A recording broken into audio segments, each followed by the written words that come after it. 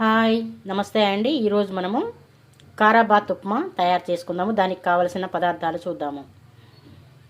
Half cup పచ్చి బఠానీ, half cup కొత్తిమీర, పోపు కూరకు జీలకర్ర, ఆవాలు, శనగపప్పు, కొన్ని కాజు, ఒక ఎండుమిరపకాయ, అలాగే ఆనియన్ ఒకటి, క్యారెట్ సన్నగా తరిగినది half cup, beans half cup, పచ్చిమిర్చి 2 టేబుల్ స్పూన్, ఒక టమాటో సన్నగా తరిగినది, క్యాప్సికమ్ ఒకటి, ఆలుగడ్డ ఒకటి సన్నగా తరిగినది, నిమ్మకాయ హాఫ్ చెక్క, కొంచెము కారము, 1/2 టేబుల్ స్పూన్ పసుపు.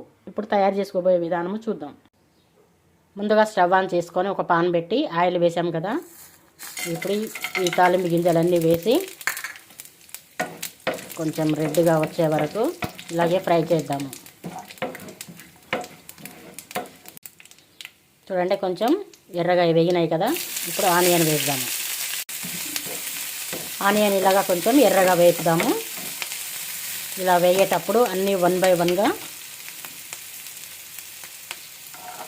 బఠానీ, అల్లము, అలాగే ఆనియన్,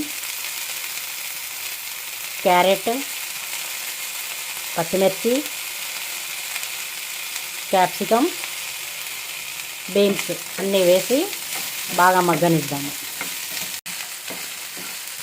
ఈ విధంగా వేగేటప్పుడు కొంచెం మనము సరిపడా రాళ్ళ ఉప్పు కూడా వేస్తాం. ఉప్పు వేస్తే తొందరగా మగ్గుతుంది. ఇలాగ ఇంకా కొంచెం ఫ్రై అయిన తర్వాత ఈ టమాటో పీసెస్ కూడా వేసి మూత పెట్టి ఒక 2 నిమిషాలు బాగా మగ్గనిద్దాము. ఒకసారి మూత తీసి చూద్దాము.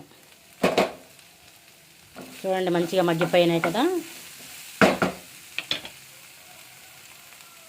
ఇప్పుడు ఈ రవ్వ కూడా వేసి